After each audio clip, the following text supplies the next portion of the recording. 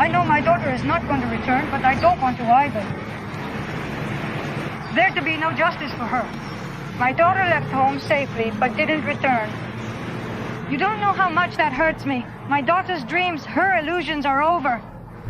These were the heartbreaking consequences of the domestic abuse suffered by Mexican YouTuber Mariela Zaydi. Her partner was responsible for ending her life, definitively cutting off all her aspirations and goals to be achieved.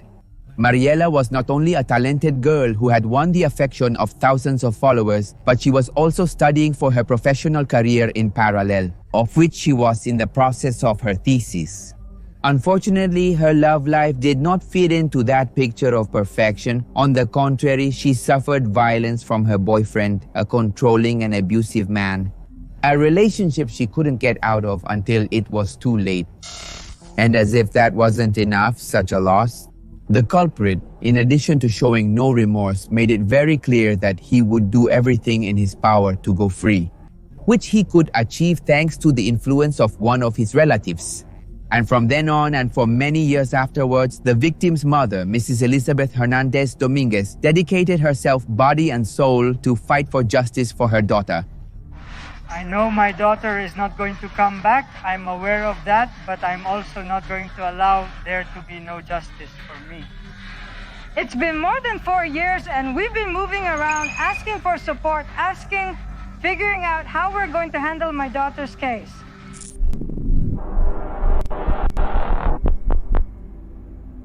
Better known as Marielita, the YouTuber and content creator Mariela Zaydi Mendez Hernandez was born in the state of Oaxaca, where she enjoyed a very happy life with her loved ones. She primarily was known for bringing humor home. She was very talented and had the gift of making others laugh very easily. From a young age, she knew that her life would be destined for two paths, that is, humor and everything related to the environment. Having these two goals clear, she began to make her way in comedy. Marielita and some friends started a project called Que Parillo, which was dedicated to the young audience with videos of funny situations in everyday life. I have a Sunday band that always plays in the square with a big tuba and some tin cymbals. Thanks to her occurrences and the other members of the collective, they quickly gained popularity, increasing their numbers on social media until they reached 3 million fans on their various platforms. That's how Marielita's name mainly sounded in the state of Oaxaca than in more parts of Mexico.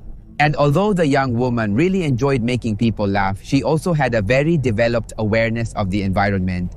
As I mentioned, she adored being in nature, nurturing and comprehending it. She also had a huge affection for animals, especially her own. She had dogs and a kitten named Tigrillo. They were her adoration and she took care of them with great affection. Thus, while being part of the collective, she made one of the most important decisions of her life, that is her professional career. Starting in the year 2014, the path to biology at the Autonomous University Benito Juarez of Oaxaca, which she concluded around the year 2018. After a great effort in terms of schedules, jobs, and load of responsibilities, at the same time she was as proud of herself as her own family was, especially with all the effort she was putting into her newly started thesis, where she demonstrated her passion for biology and nature, which she did by collecting data, visiting towns and communities, and then delving into the writing process. By the year 2019, that arduous research was what consumed her life the most. In fact, she inevitably began distancing herself from the project she created. Although she still participated sporadically in some videos, she was still part of this collective. So between studying her thesis, her fame as an influencer, her adoring family, and pets at home, you realize everything seemed to indicate that Marielita had a perfect life. Perhaps for now with a lot of effort, but ultimately doing what she loved most and above all with a bright future ahead. Unfortunately, there was an area of her life where she was not entirely happy, which was her boyfriend. Because far from being a support for her, he actually played the role of an abuser and controller. His name was this person, Jose Domingo, who was not at all the boy of her dreams. Nevertheless, the young woman persisted in her romantic relationship with him for various reasons. probably under the hope that things would change one day, or in the worst case, out of fear of the consequences of making the decision to leave him. Jose had an unhealthy need to control absolutely everything his girlfriend did. Besides, he was possessive and not to mention jealous. Quite unpleasant attitudes even in public in front of his partner's loved ones. As time passed, Mariela had to face the truth. She knew that her romantic situation was not at all perfect or was not perfect at all, revealing through social media some messages that described her feelings. For example, on one occasion she wrote the following: "Bad thoughts and insecurities are things that are easily acquired and lost with difficulty." Among other posts, where she made direct reference to her connection with this sick person, implying how her relationship was so deteriorated that it could hardly be salvaged. That finally, only she could understand the reason why she stayed in a place where she was mistreated. But she didn't live the nightmare alone, as her sister Karina was her confidant. And even to her, she expressed her desire to end things with Jose, which, by the way, she wished she had ended before it was too late. Unfortunately, things are already done, which is why we're making this video. The illusions my daughter had of life, a good Mexican. My daughter wanted the best for the country. She had finished her biology degree and was working on her thesis so that she could leave this way. It's not fair. I feel that what we're going through is not fair. Despite her boyfriend's terrible conduct, Mariela kept staying over at his place. They went to meetings, appeared in public, and occasionally made a scene where he behaved aggressively and she received insults. Unfortunately, on one of those occasions of fatal cohabitation, the young woman took her last breath. And all this began on May 18th, 2019, that being one of the many nights the couple spent together. However, the next morning things looked much worse than any fight or argument, escalation. Because Jose made a very suspicious call to his boyfriend's sister. He told her that something had happened to Mariela, that she needed help, and therefore a close relative. Given the alarming news, the Mendez-Hernandez family immediately set out on the journey to be with the young woman. However, they had no idea that an ambulance had already arrived some time ago to provide first aid. According to Jose, his girlfriend had suffered from aspiration, the consequences of which are the presence of food or liquids in the respiratory tract, which can trigger death due to difficulty breathing and other discomforts. Allegedly, this episode had come after a night of drinks at a nearby bar. Then, without any news during the date, they went to sleep at his residence. Until that moment, without any indication that Marielita's health was about to get complicated. Subsequently, the young woman went from being absolutely fine to a sudden broncho aspiration. That first version of the events seemed quite convincing. However, sooner than expected, very chilling details began to emerge, especially after the autopsy, whose results completely refuted that story. And the thing is, Jose could say mass if he wanted to, but he didn't have enough power to cover up the true cause of his girlfriend's death, which was definitely far removed from the supposed reality. First they said it was broncho aspiration when it came out. I was present when they brought down my niece's body. From where this guy had her. There, in his room, in his bedroom. If my niece's death said there that it was in the morning of May 19th. Why did they notify my sister only at 2 post-meridian? Why so many hours? Where's the blood that it had? Where is the room with all the evidence? They moved them, they removed them, and the alleged, who is locked up there right now, wants to be released to carry on his process like that? The death of Mariela Zaydi Mendez-Hernandez was, without a doubt, a very hard blow for her family, even more so because of how things happened. Going from a tragedy like the fatal broncho aspiration to a homicide in a matter of days. However, the path they had ahead was even more complicated, having to face a man with no sense of remorse or regret. Jose was released after his first interrogation, as it was before the autopsy results came to light. Surprisingly, his first move was to vanish from police radar in Oaxaca.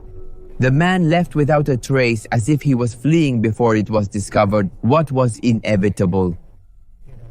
that he was responsible for taking this girl's life. And besides, to his bad luck, the police did not stop investigating through an extremely slow process and practically carried out by relatives of the victim, as always happens.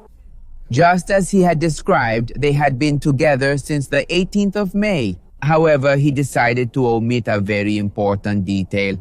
And that is, before they returned home, they were in a public place where, in front of several witnesses, they had an argument. While these types of encounters were very common between the couple, that day things escalated. In terms of shouting and violence, Mariela and Jose had a disagreement. Then they started arguing, raising their voices more and more, until at a certain point he threw her against the metal pipe at the public transportation stop. It was at that moment that Mariela received the impact which would later end her life. The woman's discomfort was more than evident, but being under the control of this madman, she was taken to his home instead of going to a hospital which was urgently needed. Unfortunately, Jose had no intention whatsoever of trying to save his girlfriend's life. As I mentioned before, he showed no remorse at all. When the details of the crime began to become known to the family, the inconsistencies in how things really happened became much more than evident. For example, the claims by Mendez Hernandez stemmed from the very late notice given to Mariela's mother, as her death had occurred many hours before the terrible news. In addition, one of the victim's aunts questioned the authorities as to why the young woman was wearing different clothing than what she had on when she was seen in public. Naturally, this aroused suspicions of a possible manipulation of the crime scene to eliminate evidence. Because the other party, let's say the defendant's family, tried to cover everything up so that nothing would come out. Even today I speak, and I'm aware of what I am saying. Domingo's uncle, who was working at the time in the prosecutor's office, Francisco Toledo Mendez, is the one who has interfered. Weeks after the crime, there were still hundreds of questions surrounding it. Everything seemed to indicate that someone was behind the scenes, doing whatever it took to prevent the main culprit from ending up behind bars. Even in the prosecutor's office, they were instructed not to approach the media, supposedly to avoid hindering the investigation. Nor were they to ask for support from feminist groups to organize marches demanding justice. However, for the victim's mother, this strange advice was just part of a plan to keep the case as low profile as possible.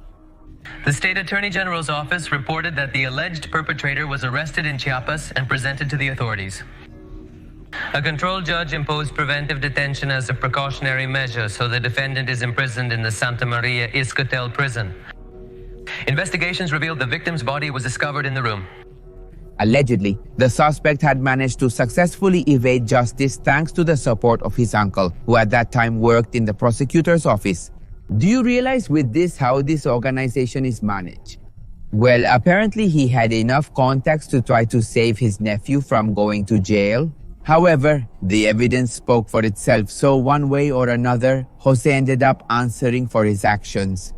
So the case was reclassified as aggravated femicide. Surprisingly, the lack of remorse on the part of this individual brought about the fear that he could be set free, as thanks to his team of lawyers, there was the possibility that the man could undergo his judicial process in freedom. This being such an alarming situation that kept the victim's family in suspense for a very long time, especially due to the influential context that the criminal's relatives had. However, the obstacles remained. The media covered the note very sporadically, except for some news channels that broadcast a little more information.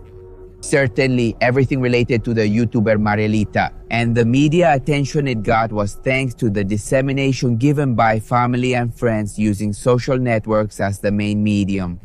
Thus, little by little, feminist collectives joined in to raise their voices demanding justice. And it took a year for the first pre-trial hearing to take place, in which it had to be defined how the lawyers would proceed, establishing evidence and other judicial details. And as expected, the victim's mother was still very distressed about the outcome she might get after so much struggle, because facing this guy's uncle left her with a lot to lose, knowing the influences I told you this guy had. Then it came to my ears that there was already a deal. So that moves me to corruption. Let justice not be corrupted. Let it have the right according to law. Let justice be done. For my daughter is the only thing I'm asking for. From the first moment that happened to my daughter, from the death of my daughter, the family of Jose Domingo started to move him in such a way that they talked about a bronco aspiration. Mrs. Elizabeth feared that what happened in that hearing would leave the suspect free because the evidence was not considered sufficient for a formal charge of aggravated femicide.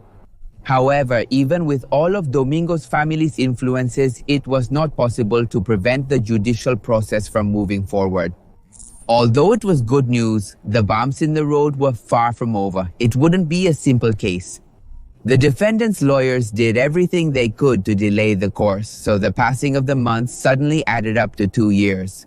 Time in which the subject still did not receive a verdict, and at the same time in which at any moment he could be released to carry out his process. Although it was not certain, the possibility was indeed latent. Therefore, feminist collectives organized to take to the streets to demand that it should not happen in any way. He had already had too much advantage after being a fugitive, as well as the very obvious manipulation of evidence after the murder. No to the change of precautionary measure. That's what some signs were saying, which also alluded to all the time that had passed without reaching a final verdict. Mrs. Elizabeth continued to desperately ask for justice not to be corrupted, recalling how from day one extremely reprehensible things happened. One of the most important being all the hours that passed after the death without notifying the victim's mother. And so the months continued their course, always under the same status and very little progress. 2023 also arrived without news, although the interested parties did not remove their finger from the line, wanting to go to the last consequences, even after 4 years. Almost 4 years after the femicide of Mariela SAIDI, this 9th of February 2023, the trial hearing will take place to determine the legal status of the accused. In this regard, Elizabeth Hernandez Dominguez, Mariela's mother, pointed out that she hopes this hearing will be the definitive one to administer justice, because throughout the case, the relatives of the accused tried to prevent him from being singled out. Among the few positive things throughout these 4 years was the fact that the precautionary measure was not modified, leaving Jose behind bars, waiting to receive his sentence. Karina, Mariela's younger sister, stayed with her mother, very aware of the legal team's actions of the accused. Well, given his strength, anything could happen. Like, for example, that in fact the case was not being given enough relevance, avoiding it becoming media and thus not having all the social pressure on it. However, with the aim of changing this harsh reality, a march was organized again in Oaxaca. By that time, the victim's family was already worn out. You can imagine emotional, economic, and physical wear and tear was quite heartbreaking. Their years of struggle consumed their life in an unimaginable way. They held marches and protests in this city to demand the High Court of Justice not to release an alleged femicide from YouTuber and biologist Mariela SAIDI, who was murdered. By February 2023, the case had already become public knowledge. And not only did Marielita's friends and loved ones speak out in her favor, but the Autonomous University of Benito Juarez in Oaxaca also joined the cause. Its esplanade became the stage for candles, photographs of the girl, and a light of hope that opened a new path. In the case that, unfortunately, although the outlook painted positive details, the accused party continued to use their influence to delay the judicial process, managing to postpone the date of one of the most important hearings in which Jose's future would essentially be defined. The struggle continued for the rest of the year 2023, almost at the same stage until August of the year 2024. Rumors of a potential conviction were circulating. Naturally, the Mendez-Hernandez were asking for the maximum penalty, which is 75 years behind bars. While the act of femicide was already disturbing enough for the defendant to get many years in prison, there was still a record of an extremely contemptuous attempt at cover-up. That's why Karina Mendez, who is the sister, and her mother Elizabeth continued in their position to ask the authorities not to overlook details like this, as well as to keep it current. And despite the possibility that the case could be extended for 4 more years due to all the delays that had been occurring, just before October of the year 2024, they were already in the home stretch, although with a lot of uncertainty, which ended on the 9th day, with the best news expected after years of struggle. Because that day justice was finally served. It was a unanimous verdict according to the statements of the Superior Court of Justice of Oaxaca, where Marielita's then romantic partner was declared guilty, Jose Domingo, for the crime of aggravated femicide. And for the first time in a long time, the loved ones and friends of the biologist and YouTuber Marielita felt a bit of peace. A bittersweet taste nonetheless after an irreplaceable loss and 5 years of struggle, but they had achieved it. As a result, the then colleagues of the young member of the project she gave birth to spoke out about it, showing their respect. And in a way, well, let's say joy, because justice would be done to such a heartbreaking crime. Finally, meanwhile, the prosecutor's office continues along that line of not allowing itself to be influenced by third parties. It is possible that in case there was an appeal, the sentence could not be reduced, which is still pending, waiting for the hearing to dictate. How many years in prison will this individual get for his crime? And so life for the deceased family will never be the same as I had told you before. But today, at least, they hold a glimmer of hope with the huge possibility of seeing this guy behind bars for life. Remember that on Pepe Misterio's channel, videos are uploaded on Monday, Wednesday, Friday, and Sunday. And there's the other secondary channel that uploads on Tuesday, Thursday, and Saturday called Much More Mysteries.